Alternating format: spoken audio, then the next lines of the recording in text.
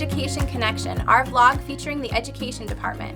Here in the schoolhouse, we've been focusing on STEAM initiatives. For those of you that don't know, STEAM stands for Science, Technology, Engineering, Arts, and Math.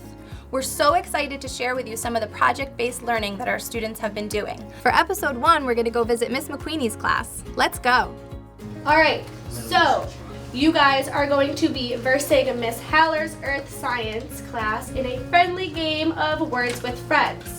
What you guys are going to be doing is you guys are going to be choosing a word from our Chapter 5 vocabulary list and strategically placing that word on the Words with Friends board. So, we chose the word Thermosphere. Thermosphere.